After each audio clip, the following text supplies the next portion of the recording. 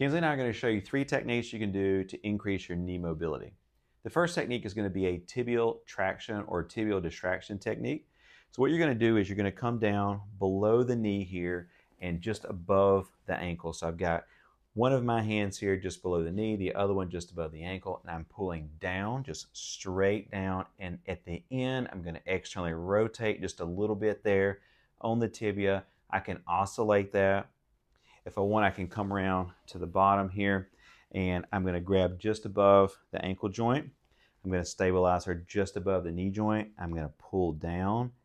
I can go in straight line distraction, or I can go down in distraction and a little bit of external rotation there. I can oscillate that. I can hold that. That does really well at just modulating pain. If you have a lot of knee pain, just that distraction or traction does do pretty well, alleviating some of that so that you can tolerate your exercises and other activities.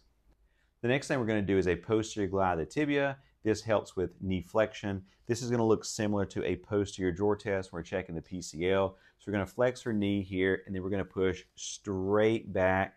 I'm going to hold that pressure. I can oscillate that. Normally when I'd be performing this on a patient, I would be in this position, but for the purpose of the camera, I was just showing on the other side.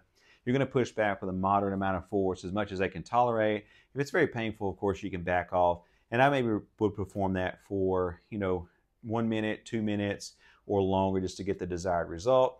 I would then have the patient go through the movement of knee flexion as far as she could, and then maybe I repeat that for several times after that.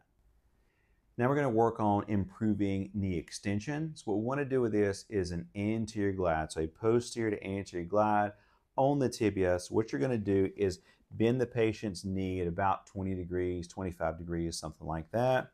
And then I'm going to go just below the knee joint. I've got a hold here of the upper calf area. I'm pushing down towards the mat at a little bit of an angle. I can oscillate that. If that's too sensitive with your thumbs kind of poking on the calf, because that can be a sensitive area, sometimes I'll take a small washcloth and fold that up and put that on there. And I'm going to work on that posterior to anterior glide. And then I would have the patient go into as much knee extension as they could, maybe go through knee extension exercises, and just repeat that several times throughout the session to try to optimize knee extension.